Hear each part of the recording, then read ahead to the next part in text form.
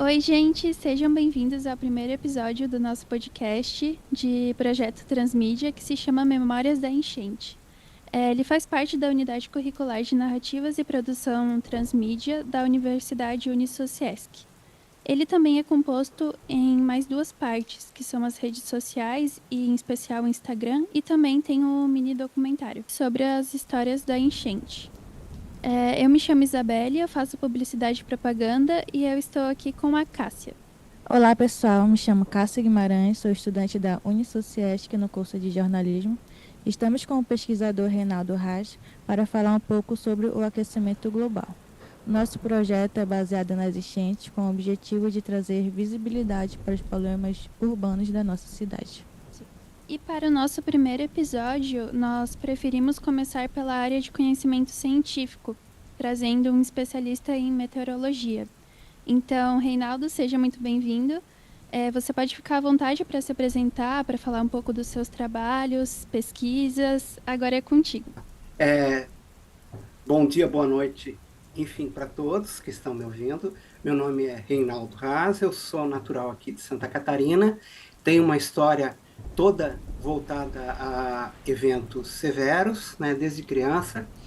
Eu sou apaixonado por isso e isso fez com que eu fosse o primeiro especialista em Santa Catarina, né, no clima, lá em 1993, e estive também no Furacão Catarina e todos os eventos e todas as principais conquistas aqui de Santa Catarina, cursos, essas histórias, tem um pouquinho do meu DNA.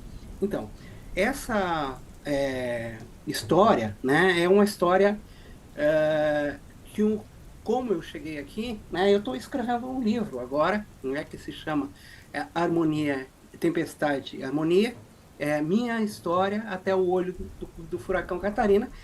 Estou terminando de escrever, vai para o prelo em breve, né? Todo mundo vai saber um pouco da minha história. Eu tenho muitas coisas de interessante, mas eu tenho TDAH, né? Então, como um TDAH adulto, eu tenho alguma dificuldade de comunicação. Então, eu consegui passar por cima disso, tenho conseguido passar por cima disso, porque é uma coisa genética, né? Não tem cura. Mas, enfim, eu acho que a experiência de eu ter feito tantas coisas é algo que propicia, né, outras pessoas. 4% da população tem TDAH, né, quando criança. O meu TDAH não é um TDAH normal, né, que é hiperatividade. O meu é hiperfoco. Então, significa que eu tenho, na verdade, é uma vantagem mais do que uma desvantagem, mas também um problema para os meus alunos que eu falo demais. Então, é isso. Professor, estamos inaugurando uma tradição no nosso podcast. O quadro irá se estender para o nosso Instagram, Memórias da Enchente. Gostaria que o senhor contasse sobre uma lembrança de enchente que tenha marcado, pode ser relato de conhecidos ou mesmo da imprensa. Na verdade, é até difícil de eu lembrar, de eu falar sobre alguma que tenha me marcado. Por isso eu vou falar de sonhos, né? Sonhos sempre são importantes na história da ciência. A gente tem aquela história não sei se vocês já ouviram falar, do Anel de Benzeno, que foi um cara que sonhou à noite, né, de uma cobra mordendo seu próprio rabo e conseguiu resolver uma questão que até hoje nos beneficia, né? Então, os sonhos eles sempre tiveram presentes na história da ciência.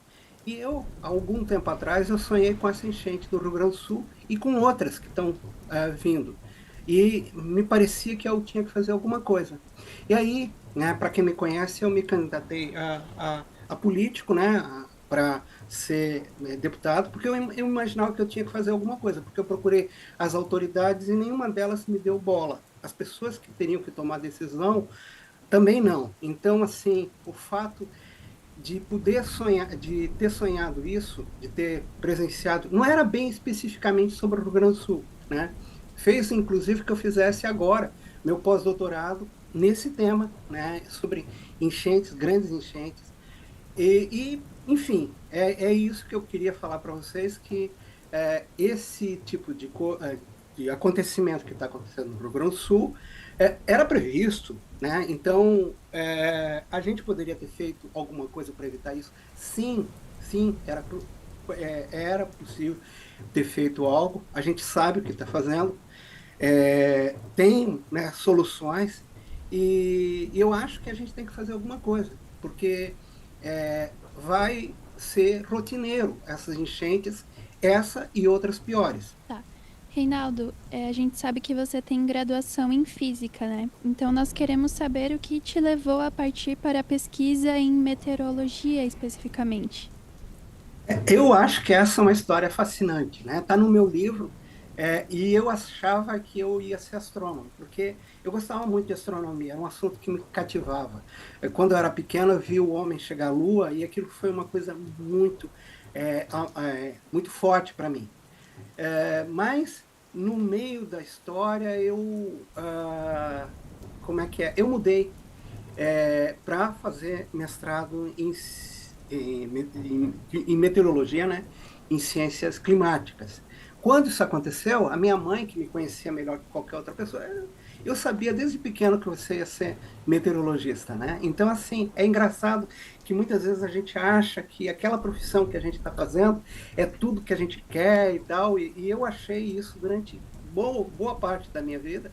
Mas quando chegou na época de terminar o meu curso de física, aquela coisa da astronomia que era tão gostosa para mim, ela me pareceu um tanto quanto assim artificial, porque eu ia trabalhar com coisas que não ia beneficiar as pessoas. Então, na época, a ideia de trabalhar com Amazônia, com problemas aqui do nosso planeta, me sugou, e eu fui, né, trazido para a meteorologia, mas inclusive no meu livro eu conto isso, que era claro, eu era o único cara que não sabia disso. Porque eu já tinha visitado o CRISE várias vezes, eu tinha, assim, eu passei pelas enchentes, todas as enchentes lá do Vale do Itajaí, de 83 e 84, né? 82, 83, 84. Então, assim, toda a minha vida foi ligado com isso, né? Com o clima. Então, eu era o único cara que não sabia. Talvez as pessoas do meu lado todas sabiam que eu não era para ser astrônomo. A mudança climática e o aquecimento global, o que significa exatamente esses termos? Olha, existe uma coisa que chama-se mudança, ciclos climáticos, né? Então, assim, você tem ciclos climáticos que são definidos por o ciclo solar, pela posição do Sol, pela posição do Sol em relação à Terra, né? Que são ciclos de Milankovitch, né? Todos são ciclos. Quando a gente fala de mudança, a gente fala de alguma coisa significativa, né? Então, no passado, os cientistas sabiam que haviam mudanças que, bom, elas tinham uma cara muito a ver com os ciclos de Milankovitch, né, que são esses ciclos. Mas não era só isso. Aí passaram a desconfiar de alguma coisa que pudesse estar colocando dentro da atmosfera de tempos em tempos. E aí, nessa época, já se tinha, né, já se usava as casas, as greenhouse, né, as casas para produzir vegetação no hemisfério norte, né, onde que a gente colocava o CO2 para que a plantação crescesse mais rápido. Então isso já era uma prática comum e as pessoas sabiam, né, disso. E aí um cientista chamado, um químico, né, ele 1895. Ele estava fazendo o casamento dele. Quando ele foi fazer a lua de mel, ele foi para a Suíça. E lá ele viu geleiras, coisas que ele conhecia lá na Suécia, né? O Arrhenius, né? E aí o Arrhenius, ele fez a seguinte pergunta: se eu dobrar a quantidade de CO2 na atmosfera, qual a temperatura que a atmosfera vai ter? Bom, na época ele não tinha calculadora, ele tinha somente uma tal de régua de cálculo, né? E aí ele ficou enlouquecidamente trabalhando, né? 1895 a 1906. A mulher deixou dele, ele perdeu a vida afetiva, foi tudo embora, porque ele ficou calculando quanto é que seria, o que aconteceria com o planeta. E a gente está agora quase com esse perfil que o Arrhenius calculou, né? A gente não dobramos o CO2, mas a gente está bem próximo disso, a gente já fez a metade desse caminho. E o que o Arrhenius previu nessa época foi exatamente o que está acontecendo hoje. Sem mudar nada, absolutamente nada. Absolutamente nada. Então, é uma teoria, assim, que já tem 130 anos sendo testada, né? E, obviamente, e é essa o que a gente está falando do aquecimento global, né? Os gases de efeito estufa, que não é só o CO2, né? A água, o metano, né? O óxido nitroso, eles retêm um pouco mais a temperatura aqui na superfície e com isso a gente tem mais vapor d'água. Entrando mais vapor d'água, ele também aquece a atmosfera e a gente tem o que a gente chama de um feedback positivo. E no meio dessa história, o problema é na física, né? A gente tem equações que elas são tiranas. O que é uma equação tirana? Uma equação tirana, por exemplo, é a equação de foguete. Porque para você lançar um foguete na Lua, você precisa de combustível. E aí você calcula, não, eu vou, para colocar o homem na Lua, eu vou colocar tanto de combustível. Só que o combustível é peso. Aí se você coloca um pouco mais de peso no foguete, você tem que colocar mais combustível. E porque você coloca mais combustível, você tem que colocar mais combustível, e assim por diante. Por isso é chamado de uma equação tirana. Mas a gente tem também uma equação infernal, que é a equação de Clausius-Capperon, que diz o seguinte, resumindo para vocês, quanto mais vapor d'água a gente coloca na atmosfera, mais calor, mais vapor d'água, mais calor, mais vapor d'água. E ela é uma equação exponencial. A gente sabe que as equações exponenciais são como as pandemias, elas crescem muito rápido. Isso significa que quando a gente sai de 26 para 27 graus, tá? É muito diferente de sair de 27 para 28 e de 28 para 29. É muito diferente. Tanto que os furacões, por exemplo, eles só se formam a partir de 27 graus da temperatura do oceano. Mas a gente não tem temperaturas oceânicas além de 32 graus, porque a evaporação ela fica monstruosa. Então a gente teria furacões muito grandes a partir dessa temperatura. Então a Terra é um local muito sagrado e a gente encontrou essa temperatura estável, que é uma combinação do melhor possível. A gente encontrou, o planeta encontrou essa temperatura, mas ela pode ser mais fria do que ela é, e já foi no passado, não muito tempo atrás, mas não muito mais quente. A gente pode até ter 10, 12 graus a menos que isso, e a gente já teve, não muito tempo atrás, isso, mas a gente não pode ter temperaturas muito mais altas do que isso, porque realmente a coisa fica feia. Então, no passado, nós já tivemos muitos problemas com isso, né? Nós tivemos a maior extinção em massa da história da humanidade. Aconteceu com algo parecido que nós estamos fazendo agora com a humanidade. Então, 95% das espécies foram extintas. Enfim, essa é um problema sério para vocês que são jovens, e que ele está sendo muito conduzido politicamente por interesses econômicos, e eu acho que a melhor maneira de você fugir dessas questões é você se informar e fazer você mesmo os mesmos cálculos que o Arrhenius fez, né, lá em 95. Hoje é completamente fácil, vocês têm na mão um celular que é mais poderoso do que o supercomputador que o CPTEC, o CPTEC é um centro de previsão de tempo de clima que em 95, né, tinha. Então, o celular tem mais capacidade computacional que esse supercomputador tinha. Então, é muito fácil de você refazer esses mesmos cálculos que o Arrhenius fez, chegar às mesmas conclusões. E essa é a melhor maneira da gente não ser pego por esses interesses, né? Professor, existe resfriamento global? E sim, existe o resfriamento global. E, na verdade, a gente, tipo assim, nunca ninguém fez isso no planeta, né? Ou seja, ninguém fez esse experimento, o seu próprio único planeta, o único local que a gente tem para viver, de aquecê-lo. Mas, como é que é? Da mesma forma que a gente tinha um aquecimento global, nós tínhamos um esfriamento global que retardava esse aquecimento. Então, como é que é o esfriamento global?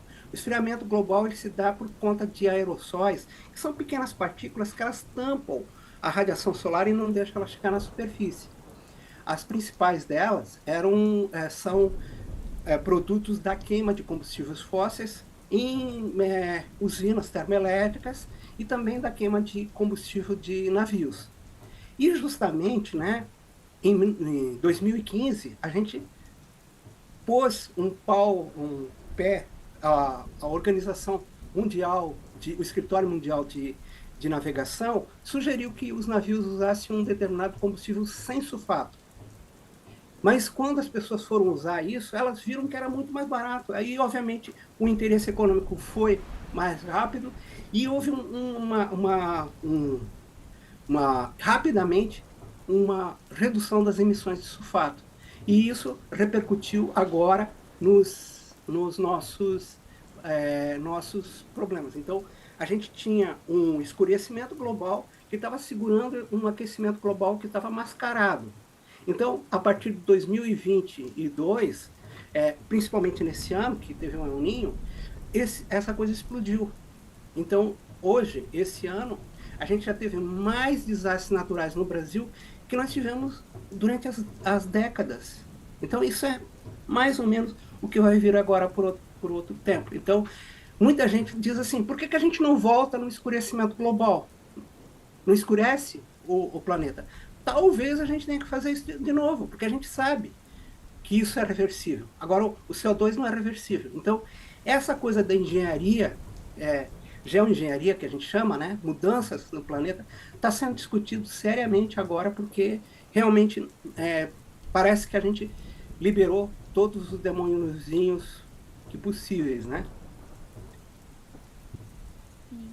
E agora falando um pouco sobre as enchentes aqui na cidade, né? Aqui em Joinville. Elas são bem recorrentes. Então, você acha que os derretimentos, por exemplo, das geleiras, elas por si só podem inundar as áreas aqui da nossa cidade, por exemplo? Até porque o centro da nossa cidade ele é apenas 4 metros no nível do mar, né? Bom, Joinville é uma cidade que tem uma característica bem interessante, porque ela é feita num leito de inundação, né? Então, ela tem afundado algumas partes da região aí historicamente, e até uns tempos atrás não se podia nem construir prédios muito altos, porque como era muita lama, ela não ficava estável nesses locais. Recentemente, né, começaram a apostar nesses edifícios mais altos e tal, mas isso significa que ela é muito baixa. Você tem aí um problema sério, que é a Baía da Babitonga, né, e o fechamento do canal da Babitonga, que foi feito há muito tempo atrás, na década de 40. E talvez agora a gente tem que repensar, porque as coisas são tão dinâmicas que Joinville, em determinado momento, vai ter que fechar mais ou menos o que estão fazendo em Porto Alegre. Ou seja, você vai ter que construir um dique para impedir que a água entre dentro da cidade. Assim como isso não vai acontecer com Joinville, vai acontecer com outras cidades do mundo. Algumas já estão se preparando, né? Então, na Holanda, na Itália, já estão se preparando. E Joinville, né, é uma delas.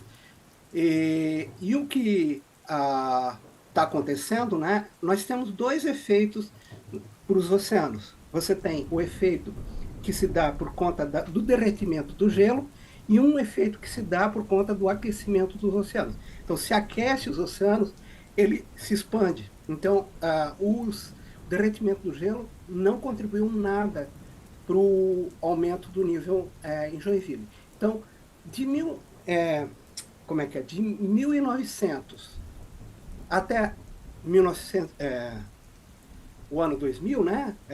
2000 durante o século XX, né? Nós tivemos um aumento de 20 centímetros no nível em Joinville.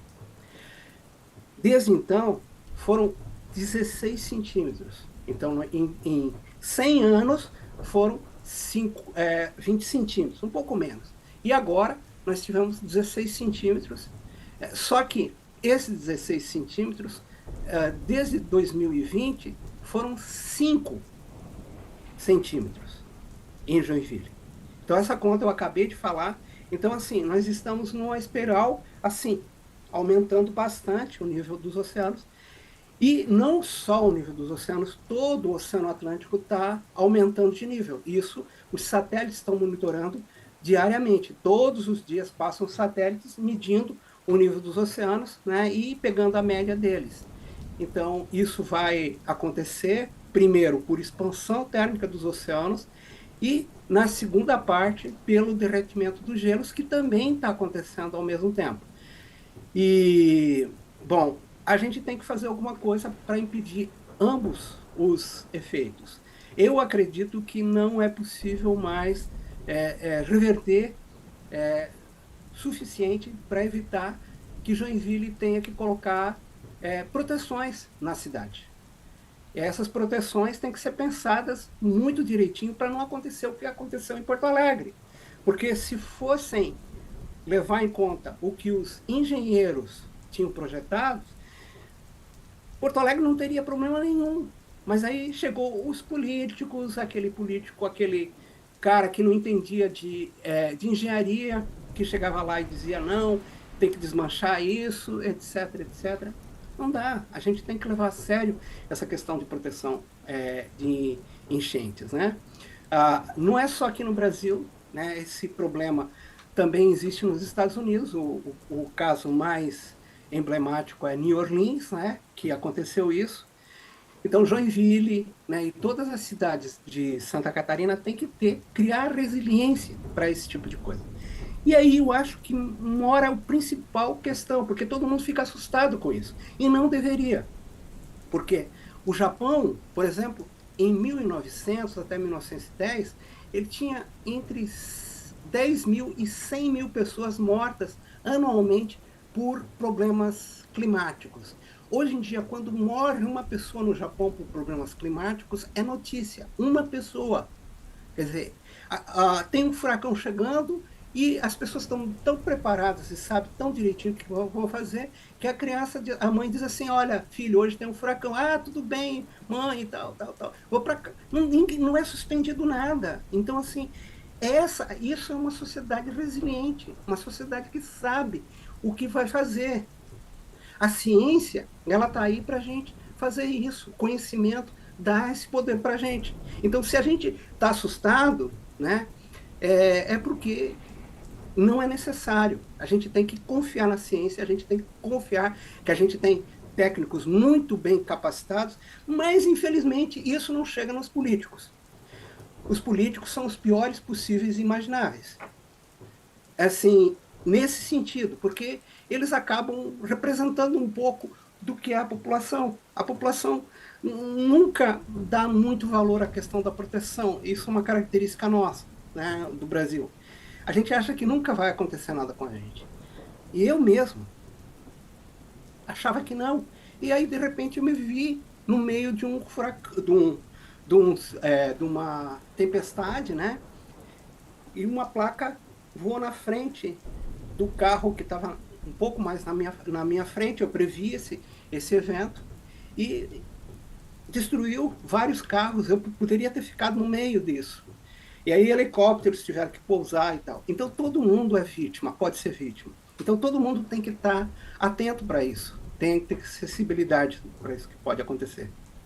Falando sobre resiliência, professor, entre os 2003 e 2005, o senhor desenvolveu uma pesquisa sobre mitigação de desastres no município de Alfredo Wagner. A partir das condições atuais, levando em conta os eventos climáticos recentes, como devemos proceder na mitigação de desastres que ainda estão por vir? Bom, a primeira coisa é saber aonde que você está, né? Então, você sabendo onde que você está e que pode acontecer.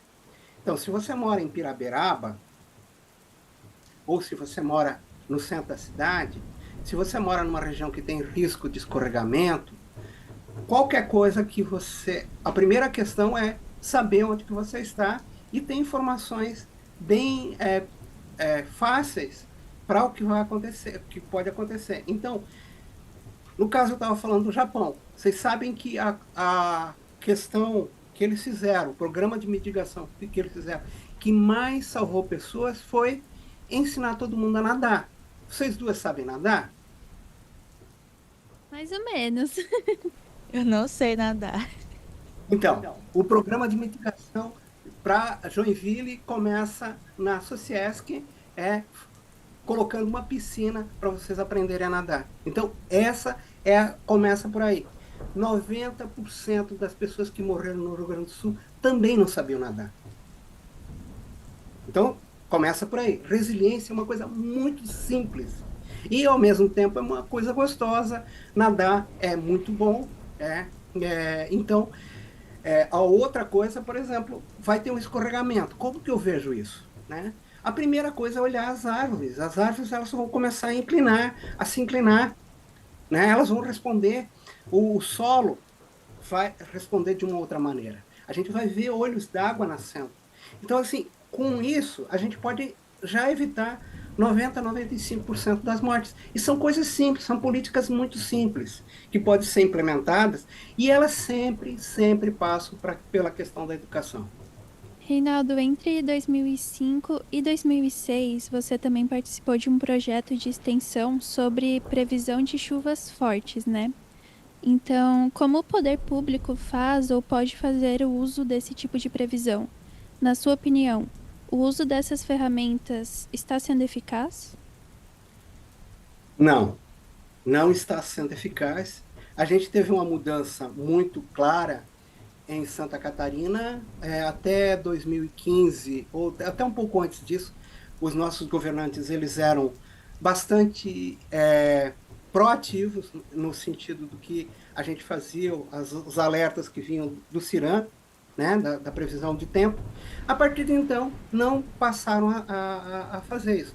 Então, a gente teve um furacão, primeiro furacão da história, e a gente saiu super bem no furacão porque a gente tinha um político que acreditava na ciência, né, que foi lá e colocou, ele poderia ter perdido um monte de votos e tal, se ele tivesse feito o contrário. Ele acreditou, mas agora não. Agora a gente, infelizmente, está tendo um monte de políticos, né, de esquerda e de direita e tal, que não têm levado isso a sério. A gente tem técnicas de previsão de tempo, de chuva forte, que funcionam, os modelos têm funcionado. Por exemplo, o Rio Grande do Sul foi muito bem previsto, que estava lá. Dias antes, a gente já tinha falado para os nossos alunos. Foi feito alguma coisa? Não, né? Não foi feito.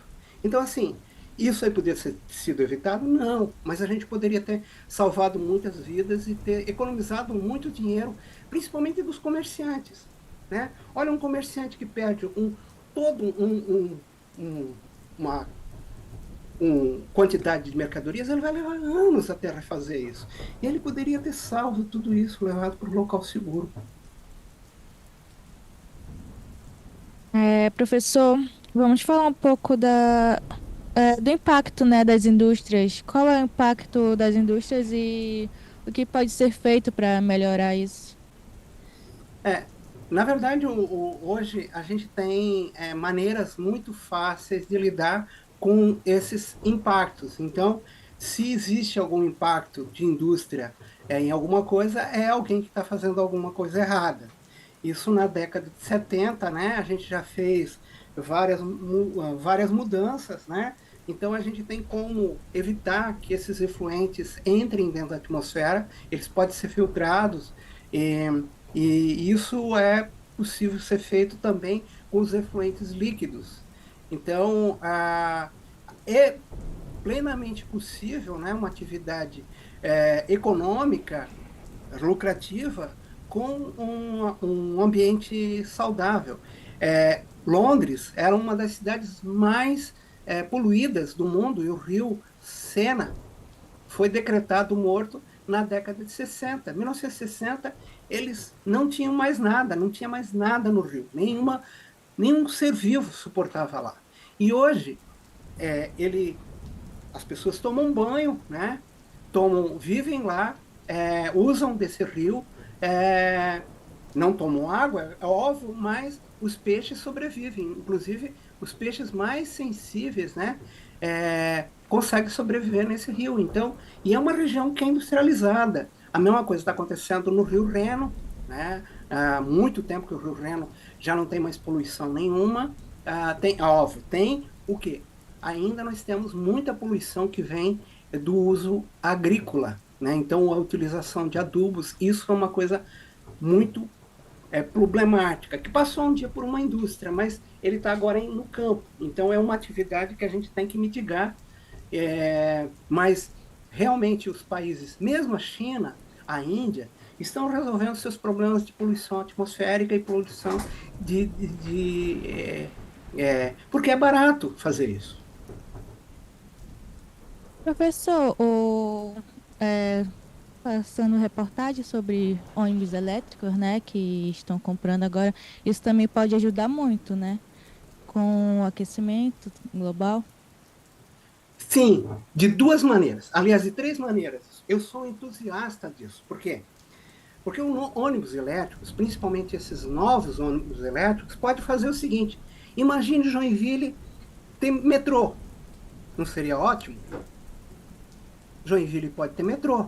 Então, como pode ser isso? Então, são ônibus bem grandes que eles não conseguem fazer curvas. Eles só vão numa direção como o metrô e eles funcionam sem motoristas, né? Mas não precisa ter não motoristas. Então, como eles são muito baratos, que eles funcionam com energia elétrica, que pode ser produzido localmente, normalmente esses ônibus são gratuitos. Então, o que acontece? Você pode ter outra coisa fantástica dentro desses ônibus. Veja bem que a China não tem mais um ônibus movido a combustível fóssil.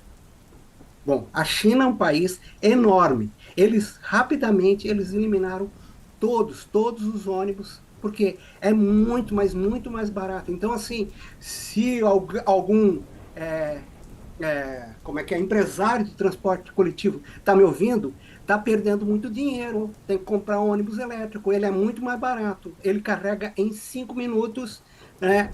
Porque ele usa uma bateria diferente, uma bateria de titânio, e carrega praticamente instantaneamente, então ele numa parada, ele praticamente consegue recarregar, e isso funciona o dia inteiro, funciona 20, 30 anos, sem precisar fazer manutenção. Então, assim, é solução. Então, com ônibus baratos, com ônibus que podem funcionar o tempo todo, né, sem precisar até de motoristas e tal, você pode deixar esse ônibus funcionar de graça para as pessoas. Obviamente, ninguém vai andar de carro. Então, os países que fizeram isso, que trouxeram o transporte coletivo de qualidade, as pessoas não precisam de carro. Então, imagina o quanto que isso vai economizar. Eu não preciso, quer dizer, eu posso ter o carro, mas o meu carro vai ficar lá para mim passear no final de semana, para me fazer alguma coisa legal, mas para mim, nas atividades diárias, eu não vou congestionar o centro da cidade, porque tem um transporte de qualidade. Isso está sendo feito no mundo inteiro. Então, esses ônibus elétricos, eles estão promovendo uma revolução em todos os países do mundo, inclusive com aqueles que já têm metrôs de alta qualidade, estão usando ele como suplementar, porque ele é muito barato, ele sai 1% do metrô e consegue fazer o mesmo. Então, assim, é uma coisa fantástica. Professor, nós sabemos que existem várias matrizes energéticas renováveis, né? Ou menos poluentes como eólica e nuclear. Como elas podem ajudar no combate aos eventos climáticos? Como é possível fazer essa mudança? Você falou nuclear, né? Nuclear, ela não é renovável, mas ela é limpa, ela não produz CO2, tá? Então, assim, as renováveis limpas são a hidroelétrica, a solar e a eólica, né? Então, assim, o Brasil dá de 10-0 no mundo porque nós temos muitas hidroelétricas e 90%, nesse ano agora, 95% da nossa energia foi produzida, 2023, foi produzido por fontes renováveis. Nenhum país tem perto disso, então nós temos que nos orgulhar do país que a gente tem. E hoje nós temos um problema sério. Qual é o problema sério? É que as eólicas ficaram muito baratas, elas estão doidas para investir no Brasil, só que choveu muito, então tem excesso de energia elétrica sendo produzido e eles não ganham incentivos. Então, eles estão desinstalando fábricas, estão demitindo pessoas sem necessidade. Então, assim, faltou um pouco de planejamento no Brasil para a gente aproveitar a energia eólica e a solar. Elas estão ficando cada vez mais barato. Então, aqui na minha casa, eu tenho uma casa sustentável, né? E eu tenho painéis solares. Esses painéis solares foram instalados há 3 anos atrás. Esse dinheiro já foi totalmente recuperado e agora eu vou colocar novos sistemas. Só que esse novo sistema que eu vou colocar, de 8 painéis, ele é 30% maior do que o original. E ele vai custar a metade do valor. Então, nesses 3 anos, eu consegui recuperar todo o dinheiro que eu investi e me sobrou R$1.000. Então, só para vocês saberem, se eu tivesse colocado esse sistema aí há 3 anos atrás, tivesse tido uma produção proporcional, me sobrariam R$8.000, ou seja, eu pagaria isso provavelmente em 1 ano e meio. Vai chegar um determinado tempo que a energia solar vai ficar tão barata que as pessoas vão colocar, em vez de colocar muro, em vez de colocar telhados, elas vão colocar painéis solares, como está acontecendo nos Estados Unidos. Então, assim, é fantástico.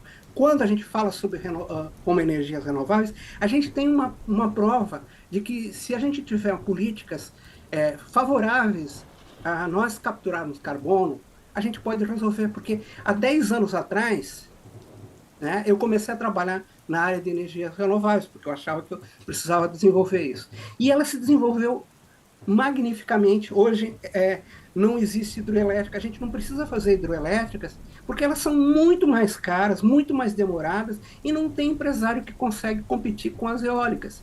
E a gente tem offshore, a gente tem pelo menos 500 Itaipus no nosso oceano aí para ser usados, principalmente aqui em Santa Catarina, no Rio Grande do Sul. Então, quando a gente fala sobre esses números, a gente pode chegar a um determinado ponto em que a gente vai deixar os rios sem nada. A energia nuclear, ela é ótima também. A gente tem conseguido mostrar, né, que a energia nuclear, para alguns países como a China, a Índia, elas são melhores. E principalmente agora nos Estados Unidos, que estão surgindo usinas nucleares, novas usinas nucleares, que são baratas e que elas também têm a seguinte vantagem: elas não geram resíduos radioativos e, ao mesmo tempo, não dá para fazer uma bomba atômica disso. Porque até agora, todos os países que estavam usando energia nuclear, eles estavam fazendo a população de bobo, porque no fundo, eles estavam querendo fazer bomba para destruir o outro país. Então as pessoas usavam alguma coisa desnecessário. Então nós temos aí várias soluções para isso, né? A ciência já conseguiu mostrar que isso é possível. Mas a questão econômica hoje é problemática, porque a energia solar, a eólica, ela está ficando cada dia mais barata, cada dia mais barata. Então, assim, na casa de qualquer pessoa aí, mora ela não consegue fazer economia, ela consegue fazer economia, 95% de economia, ela em pouquinho tempo ela paga esse sistema de painéis solares. Então está ao alcance de cada uma pessoa.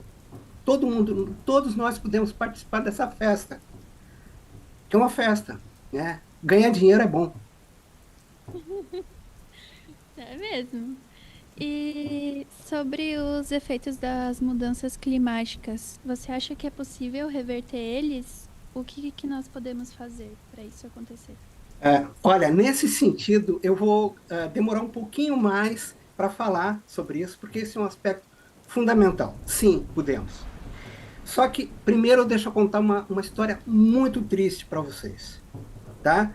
Então, A gente criou o IPCC, que é né, o painel intergovernamental de mudanças climáticas, para assessorar a humanidade. Isso foi criado em 86, né, lá nos Estados Unidos, envolvendo todos os países. E só que o seguinte, pesquisas mais recentes do principal, vamos dizer, nosso Pelé da mudança climática, né, mostrou que lá no início, quando começou a fazer a modelagem, se fez um erro. Por quê? Porque não se considerou o efeito do escurecimento global corretamente. Então, agora, né, o que a gente sabe é o seguinte: nós não tem jeito mais de deter o aquecimento global baseado somente em diminuir as emissões. O planeta vai continuar aquecendo. Então, a única maneira de resolver esse problema é capturar carbono, estocar esse carbono em algum local, ao mesmo tempo que está reduzindo as emissões com as energias renováveis. Então, como fazer isso? A gente tem as enchentes do Rio Grande do Sul. Como resolver as enchentes do Rio Grande do Sul e, ao mesmo tempo, sequestrar carbono? A gente tem aquele problema que a gente falou para vocês, do adubo que é colocado todo ano na agricultura e tem um monte de erosão, né? Então, há mais ou menos 6 mil anos atrás, no Brasil, os habitantes aqui locais, eles descobriram, acidentalmente, que quando a gente coloca carvão no solo, esse solo, principalmente o solo tropical, ele fica muito, mas muito fértil. E, além disso, ele estoca um monte de água e ele infiltra rapidamente a água. Essa técnica é chamada terra preta de índio. Então, aí em Joinville, deve existir locais, sítios arqueológicos, onde tem essa terra preta de índio. Ela existe em todo o Brasil. E e o que tem isso a ver com a reversão do aquecimento global?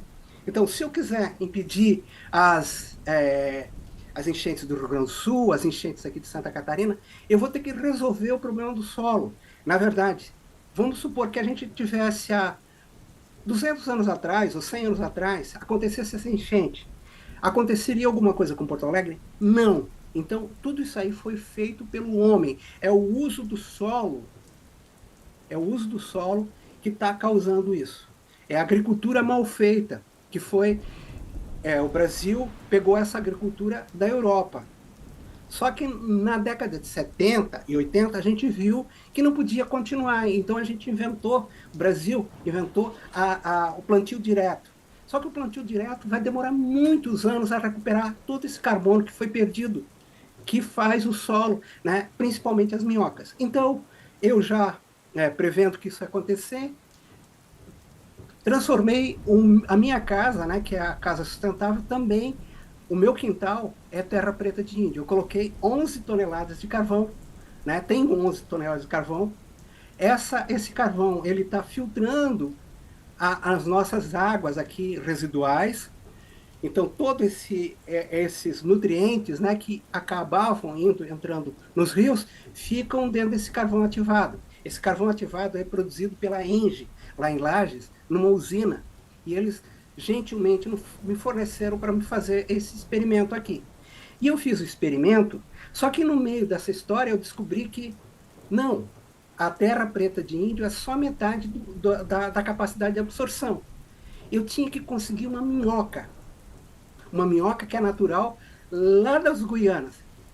E aí o seguinte, a minhoca é chamada minhoca mansa. E ela se desenvolveu, ela conseguiu se adaptar bem à terra preta de índio, porque ela cava buracos muito fundos, porque como fica o solo encharcado, ela precisa se proteger. Aí, para isso, ela faz tocas muito fundas, 10, 12 metros, e fica escondidinha lá quando tem chuva. Agora, quando tem chuva, a gente não acha essas minhocas. E aí o seguinte, aí eu fui, no início do ano, procurar a tal da a minhoca mansa e tal, por um lado e por outro. Resumo da história, tá cheio o meu quintal de minhoca mansa. Ela veio naturalmente. Ela está ali e, enfim, o meu solo, que era capaz de absorver 1 milímetro por hora de chuva, ele passou a absorver mais de 200, talvez 500. e ele vai ficar cada ano melhor. Então, eu tô falando de uma solução, de um problema. Como a enchente de, é, do Rio Grande do Sul, resolver um problema de fertilidade e estou resolvendo o problema do aquecimento global. Ao mesmo tempo, numa coisa só, uma invenção indígena. É mais uma coisa que a gente tem que respeitar nossas culturas originais. A gente tem que respeitar as pessoas que pensam diferentes. Né? Então, assim, é magnífico isso.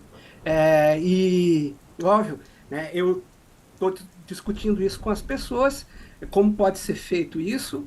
Tem muita gente, existem várias iniciativas mundiais, né, isso que a gente chama de biochar, né, que é melhor do que o carvão vegetal, porque a gente transforma ele. Vocês já ouviram falar sobre carvão ativado? É o mesmo carvão, só que a gente aquece ele um pouquinho mais e tira as capas de carbonato de cálcio que envolve ele, e ele se torna cerca de 10 mil vezes mais capaz de absorver água. Então, assim, é outra coisa. E ele, com as minhocas mansas, fazem um trabalho fantástico. Então, imagina a gente não precisar construir represa nenhuma no Vale do Itajaí, se livrar dos adubos, o agricultor nunca mais, eternamente, esse carvão que vai ficar lá, ele não vai sumir, ele vai ficar lá 1 milhão de anos. Ele não é mais, nenhum microorganismo consegue transformar ele em CO2. Ele vai ficar lá. Então, isso está acontecendo na Amazônia brasileira, essa mágica começou na Amazônia brasileira e está lá há mais de 6 mil anos, a terra preta de índio. E a gente tem essa solução aqui, bem simples. Na sua opinião, as melhorias que estão sendo feitas aqui na cidade de Joinville e no estado de Santa Catarina como um todo estão sendo eficazes a longo prazo? Bom, vamos falar sobre Joinville. Joinville, por exemplo, é um local que não dá para resolver o problema das enchentes com base no carvão, porque o rio Cubatão, né? Ele é um rio montanhoso, não tem como eu absorver essa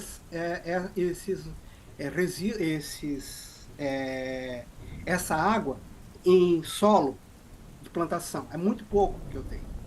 Então, o que foi feito foi um canal extravasor, né, que leva a água direto para o mar. Isso foi feito lá em 1950 e tal, e isso ajuda bastante a preservar as enchentes, mas foi feito mais com o foco de evitar as enchentes no aeroporto.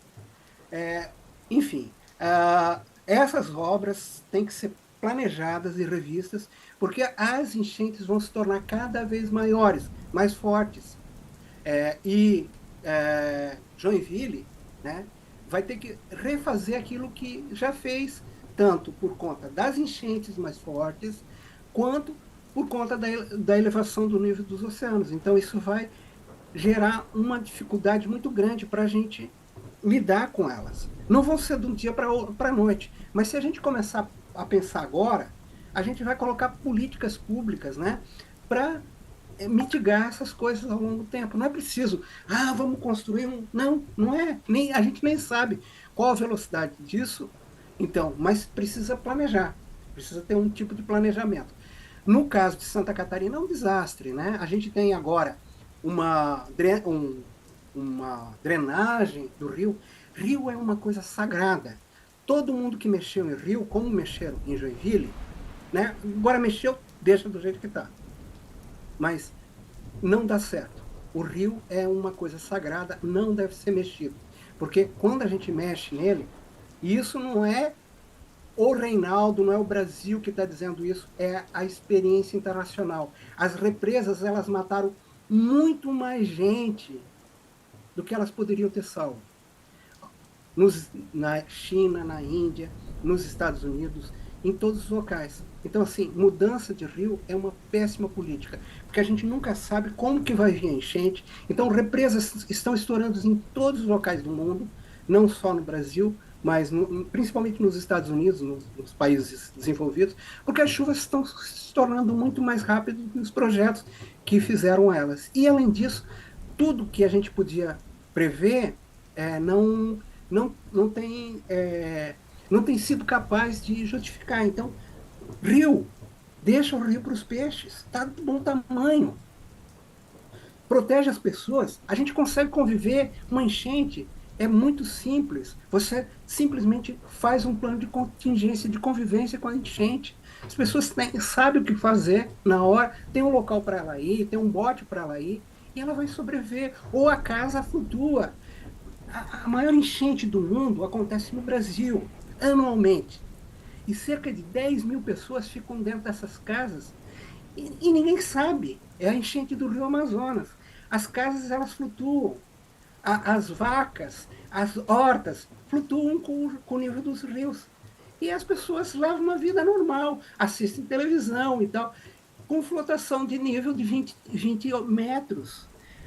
O mesmo acontece em outros locais do mundo. Então, o homem tem essa capacidade muito grande, essa inventividade muito grande. Então, a gente pode conviver com os escorregamentos, a gente pode viver com as enchentes, só precisa inteligência e planejamento e investimentos para a gente criar essa resiliência. Por exemplo, os escorregamentos, eles acabam vindo muito baixo, né? E basta você construir as casas um pouco elevadas, os eventuais escorregamentos passam por dentro do, do, da nossa garagem, vamos dizer assim, e nada de ruim acontece com a gente. Então, assim, tudo o que acontece é falta de planejamento. Para terminar, uma pergunta que é um pouco mais pessoal. Na sua opinião, por que as pessoas costumam negar o aquecimento global? Porque ciência é uma coisa difícil. Então é mais fácil você acreditar em qualquer coisa mágica, né, em astrologia, do que acreditar em ciência. Então, ciência requer que a gente acredite em matemática, que a gente tenha um treinamento, que a gente vá, faça experiências, né, coloque lá um CO2 dentro de um determinado local para ver que ele retém o calor e tal. Então, é todo um processo demorado. Então, é assim, é um reflexo, né, um pouco de falta de educação. Mas também tem uma questão meio de fé no meio disso tudo, né? As pessoas têm um pouquinho... O ser humano, por sorte ou por azar, ele acredita um pouco que existe alguma coisa que o está salvando, né? E aí ele faz interpretações sobre o que esse senhor, esse ser magnífico estaria pensando sobre nós. E eu acho que essas interpretações estão erradas, porque, né, mesmo você sendo religioso, né, não pode deixar de ouvir que a ciência, o conhecimento, foi a principal coisa que Deus propiciou para a gente. Então, por que ele daria isso para a gente? Para nos matar? Não, né? Então essa tendência que é muito pequena de pessoas, né? A maioria das pessoas acredita na ciência, a maioria dos cientistas acredita que o aquecimento é global, mas ela é manipulada pelos interesses econômicos. Isso já aconteceu com o cigarro, acontece o tempo todo. Então é muito fácil manipular a população para ela pôr em dúvida a palavra de um cientista. Perfeito. Então a gente encerra aqui, né, o nosso podcast. Foi muito gratificante a tua participação com a gente. E, Reinaldo, tu quer deixar algum recado final ou divulgar o lançamento do seu livro? Pode ficar à vontade. Não, eu vou aproveitar esse momento aqui para falar com vocês que são jovens, né? Eu tenho 58 anos, o pai de vocês provavelmente tem essa idade. Então, assim, não acredite muito neles, não, tá? Eles não têm muito o que... Não é que não acredite muito neles, mas eu acho que vocês vão ser os piores prejudicados. Podem ser os piores prejudicados. E vocês não podem fazer nada, a não ser espernear. Então, assim, ter uma participação efetiva política, né? Exigir que sejam tomadas atitudes que tornem olha a vida dos gaúchos, sonhos perdidos, famílias perdidas, negócios perdidos, vidas, gerações perdidas, porque por causa de algo que poderia ser evitado. Se não foi por mudança climática, e foi, é uma lembrança do que pode acontecer a ser diário. E é muito cruel que isso aconteça com vocês, que são jovens. E principalmente com aquelas crianças que nem nasceram. E também com espécies de vida. Por exemplo, tem alguns peixes que, mudando 2 graus de temperatura, a temperatura regula, o cara nasce, mas não chega lá dizendo se ele é fêmea ou se é macho. Então, se ele nascer numa temperatura de 22 graus, e é 21 a média, vai nascer só macho. E a espécie vai ser extinta. Eu estou falando da sardinha, uma das principais espécies produzidas aqui no mundo. Então, assim, tem outras histórias dessas, de espécies, que a gente tem que cuidar delas, porque a gente pode precisar delas. Essas espécies têm muitas coisas para ensinar para a gente. Então, não perder nada é uma parte, principalmente biodiversidade. Né? O Brasil tem uma biodiversidade enorme. Então, talvez esse é o conselho que eu dou para vocês. Se envolvam com disciplinas que envolvam essa questão, é, participem politicamente, né? Entrem para um partido político, seja de direita, de esquerda, eu não vou falar para vocês. Participem politicamente.